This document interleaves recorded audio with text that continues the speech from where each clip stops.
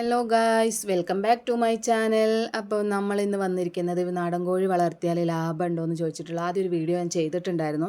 അതിൻ്റെ രണ്ടാമത്തെ ഭാഗമാണ്. ആദ്യ വീഡിയോയിൽ എനിക്ക് കംപ്ലീറ്റ്ലി പറയാൻ പറ്റിയിട്ടുണ്ടായിരുന്നില്ല, വീഡിയോ അത്രയ്ക്കും ലെങ്ത് ആയിരുന്നു.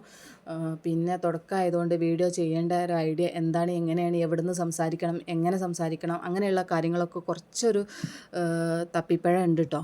പഠിച്ചു വരുന്നേ ഉള്ളൂ. അപ്പോൾ കുറവുകളൊക്കെ ഉണ്ടെങ്കിൽ നിങ്ങൾ വീഡിയോ കണ്ടിട്ട് എന്തെങ്കിലും കുറവുകളുണ്ടെങ്കിൽ അഡ്ജസ്റ്റ് ചെയ്യുക.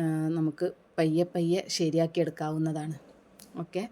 അപ്പോൾ ഈ കുഞ്ഞുങ്ങളെ നമ്മൾ ട്രിവാൻഡ്രത്തേക്ക് കയറ്റി വിട്ടതാണ് കേട്ടോ. ഇപ്പോൾ അവരിൽ പകുതി പേരുണ്ട്, 20 കുഞ്ഞുങ്ങൾ ഉണ്ട്. ബാക്കി 40 കുഞ്ഞുങ്ങളായിരുന്നു ഉണ്ടായിരുന്നത്. 20 നമ്മൾ ട്രിവാൻഡ്രത്തേക്ക് അയച്ചു, ബാക്കി 20 കുഞ്ഞുങ്ങൾ ഇപ്പോൾ ഇവിടെ ഉണ്ട് കേട്ടോ. അപ്പോൾ നമുക്ക് വീഡിയോയിലേക്ക് പോകാം. നമ്മൾ എന്താണോ പറഞ്ഞത് വീഡിയോ മുഴുവനായിട്ട് കാണാൻ ശ്രമിക്കുക. അപ്പം നിങ്ങൾക്ക് അതിനെക്കുറിച്ച് ഒരു ഐഡിയ കിട്ടും, എങ്ങനെയാണ് നാടൻ കോഴി വളർത്തിയിട്ട് ലാഭം ഉണ്ടാക്കുക എന്നുള്ളത്. ഇത് ഞാൻ അവർക്ക് കൊടുക്കുന്ന ഇന്നത്തെ ദിവസം കൊടുക്കുന്ന കൈത്തീറ്റേൻ്റെ ഒരു വീഡിയോ ആണ് കേട്ടോ. ഞാൻ ഓരോ ദിവസം ഓരോ സാധനങ്ങളാണ് കൊടുക്കാറ്. എല്ലാ ദിവസവും ഒരേ തീറ്റ കൊടുത്താലും നമുക്കായാലും എല്ലാ ദിവസവും ഒരേ ഫുഡ് കഴിക്കുമ്പോൾ നമുക്കായാലും ഒരു മടുപ്പ് ഉണ്ടാവില്ലേ. അപ്പോൾ അതുപോലെ തന്നെ ഞാൻ ഇവർക്കും ആ ഒരു മടുപ്പ് വരാതിരിക്കാനും ഫുഡ് വേസ്റ്റ് ആവാതെ ചിലവ് കുറച്ച് എങ്ങനെയൊക്കെ ചെയ്യാൻ പറ്റുമോ അതൊക്കെ ചെയ്യാറുണ്ട് കേട്ടോ.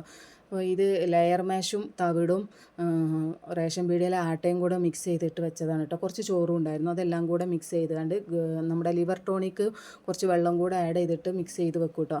എന്നിട്ട് അതിലേക്ക് നേരത്തെ എടുത്ത് വെച്ച മുരിങ്ങയില പൊടിയായിട്ട് അരിഞ്ഞത് ഇട്ട് കൊടുക്കുന്നതാണ്, മിക്സാക്കി കൊടുക്കുന്നതാണ്. കാരണം മുരിങ്ങയില ഡയറക്റ്റ് കൊടുത്തു കഴിഞ്ഞാൽ എൻ്റെ കോഴികളായാലും താറാവുകളായാലും കഴിക്കൂല. അപ്പോൾ ഇങ്ങനെ ഫുഡിൻ്റെ കൂടെ കൊടുക്കുമ്പോൾ അവരറിയാതെ അത് കഴിച്ചു പോകും. കാരണം മുരിങ്ങയിലൊക്കെ നല്ല പോഷകമുള്ള ഫുഡല്ലേ.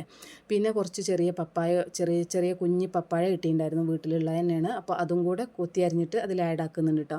എന്നിട്ട് ഇതെല്ലാം കൂടെ ഒരുമിച്ച് മിക്സ് ചെയ്തിട്ട് ഇതാണ് ഞാൻ ഇന്ന് കോഴികൾക്ക് കൊടുക്കുന്നത് കേട്ടോ. ഓരോ ദിവസം ഓരോ ഫുഡായിരിക്കും. ഇലകളും എന്തായാലും മാറ്റം ഉണ്ടാവും. അപ്പോൾ ഇത് ഒരുമിച്ച് മിക്സ് ചെയ്തിട്ട് കുറച്ച് നേരം വെക്കും. ഒരു 10 മിനിറ്റൊക്കെ വെക്കുമ്പോഴത്തിന് അത് നല്ലൊരു പാകത്തിലായിട്ട് വരും. അപ്പോൾ അതാണ് ഇന്നത്തെ നമ്മുടെ കോഴികളെ തീറ്റ. അപ്പോൾ ഞാൻ ഇത് പറയുന്നത് എന്താണെന്ന് വെച്ചാൽ, നാടൻ കോഴി വളർത്തി കഴിഞ്ഞാൽ ലാഭം ഉണ്ടോയെന്ന് ചോദിച്ചു കഴിഞ്ഞാൽ നല്ല ലാഭം തന്നെയാണ്. അത്യാവശ്യം ലാഭം നമുക്ക് എടുക്കാൻ പറ്റും.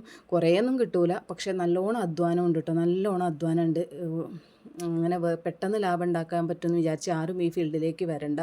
കാരണം നമ്മൾ ഈ ഫീൽഡിലേക്ക് വന്ന ആദ്യത്തെ 1-1.5 വർഷം നമുക്കൊന്നും ഇതിനെക്കുറിച്ച് വലിയ അറിവൊന്നും ഉണ്ടാവില്ല. മരുന്നുകളെക്കുറിച്ച്, ഇവർക്ക് വരുന്ന അസുഖങ്ങളെക്കുറിച്ച്, ഓരോ കാലാവസ്ഥയിലും ഓരോ അസുഖങ്ങളാണ് വരുന്നത്. അപ്പോൾ അതിനെക്കുറിച്ച്, അതേപോലെ തന്നെ ഡീവാമിങ്, വിര ഇളക്കുന്ന അതൊന്നും ആർക്കും അറിയുണ്ടാവില്ല. എനിക്കൊന്നും അറിയണ്ടായിരുന്നില്ല. ഞാനൊക്കെ അനുഭവത്തിലൂടെയാണ് പഠിച്ചത്. അതുപോലെ ഓരോ കാലാവസ്ഥയിലും ഓരോ അസുഖമായിരിക്കും. ചിലപ്പോൾ കണ്ണിന് അസുഖമായിരിക്കും, ചിലപ്പോൾ കഫക്കെട്ടായിരിക്കും. അതിൻ്റെ മരുന്നുകൾ, അതിൻ്റെ ട്രീറ്റ്മെൻറ്റ് രീതികൾ, ആൻഡ് ഫീഡിങ് രീതികൾ, ഇതൊക്കെ നമ്മൾ പഠിക്കണം. അപ്പോൾ പെട്ടെന്നൊന്നും ലാഭം കിട്ടുമെന്നൊന്നും ആരും വിചാരിക്കേണ്ട. നമുക്ക് നല്ല ക്ഷമ വേണം. പിന്നെ ഇതിനോടൊരു ഇൻട്രസ്റ്റും കൂടെ വേണം കേട്ടോ. നമുക്ക് പെറ്റ്സിനോടൊരു ഇൻട്രസ്റ്റ് ഉണ്ടെങ്കിൽ മാത്രമേ ഇതിന് നമുക്കിത് മുന്നോട്ട് കൊണ്ടുപോകാൻ പറ്റുള്ളൂ. പിന്നെ ഇത് മുട്ട വിറ്റിട്ട് മാത്രം നമുക്കിതിൽ നിന്ന് ലാഭം ഉണ്ടാക്കാൻ പറ്റുമെന്ന് വിചാരിച്ചിട്ട് ആരും ഈ ഫീൽഡിലേക്ക് വരണ്ട. കാരണം മുട്ട വിറ്റ് കിട്ടുന്ന എമൗണ്ട് കൊണ്ട് നമുക്ക് അവരെ തീറ്റ തന്നെ നമുക്ക് വാങ്ങാനുണ്ടാവില്ല. മുട്ട വിൽക്കണം. ഒരാഴ്ചയിൽ നമുക്കൊരു 60-70 മുട്ട മിനിമം വിറ്റെങ്കിൽ നമുക്ക് ആ തീറ്റ, ഇവരുടെ ഫുഡിനുള്ള ചിലവ് നമുക്ക് അതിൽ നിന്ന് എടുക്കാൻ പറ്റും കേട്ടോ. ഫുഡ്, അതുപോലെ വിറ്റാമിൻസ്, അങ്ങനെയുള്ള കാര്യങ്ങൾക്കൊക്കെ ഉള്ള ചിലവ് അതിൽ നിന്ന് എടുക്കാൻ പറ്റും. പിന്നെ നമ്മൾ ചെയ്യേണ്ടത് വെച്ചാൽ നല്ല ക്വാളിറ്റി ഉള്ള അടയിരിക്കുന്ന തനി നാടൻ കോഴികൾ, പുള്ളിക്കോഴികൾ, ഇങ്ങനെയുള്ള എല്ലാ വെറൈറ്റീസ് കോഴികളെയും വാങ്ങിയിട്ട് എല്ലാത്തിനും ഓരോന്ന് വാങ്ങുക. എന്നിട്ട് അവരെ കുഞ്ഞുങ്ങളെ വിരിയിച്ചിട്ട് നമുക്ക് സെയിലാക്കാം. തുടക്കക്കാരോടാണ് പറയുന്നത്, വലിയ ഫാമുള്ളവരോടല്ല. എൻ്റെ എക്സ്പീരിയൻസ് വെച്ചിട്ട് പറയാമെന്ന്. എനിക്ക് വലിയ എക്സ്പീരിയൻസ് ഒന്നും ഇല്ല, എങ്കിലും ഞാൻ പഠിച്ചെടുത്ത, ഞാനിപ്പോൾ ട്രാക്ക് കയറിയ രീതി വെച്ചിട്ടാണ് ഞാൻ പറയുന്നത് കേട്ടോ. എന്നിട്ട് ആ കുഞ്ഞുങ്ങളെ നമുക്ക് ഒരു മാസം കഴിയുമ്പോൾ ഞാൻ കൊടുക്കുന്നത് 135 രൂപയ്ക്കാണ് ഒരു മാസമായ കുഞ്ഞുങ്ങളെ കൊടുക്കുന്നത്. വാക്സിനേഷനും കാര്യങ്ങളും ഡിവാമിങ്ങും ഒക്കെ കഴിഞ്ഞിട്ട് 36ാമത്തെ ദിവസം നമുക്ക് വിര ഇളക്കുമല്ലോ, അതും കൂടെ കഴിഞ്ഞിട്ടാണ് കൊടുക്കുന്നത്. അങ്ങനത്തെ കുട്ടികൾക്ക് ഞാൻ വാങ്ങുന്നത് 135 രൂപയാണ്. അങ്ങനെ ഒരാഴ്ചയിൽ ഒരു 50 കുട്ടികളെ നമ്മൾ സെയിൽ ചെയ്യുകയാണെങ്കിൽ 6500 രൂപ നമുക്ക് കിട്ടും ഒരാഴ്ചയിൽ, കുഞ്ഞുങ്ങളെ മാത്രം വിൽക്കുമ്പോൾ. നാടൻ കോഴികളത് മാത്രമാണ് കേട്ടോ ഞാൻ പറയുന്നത്.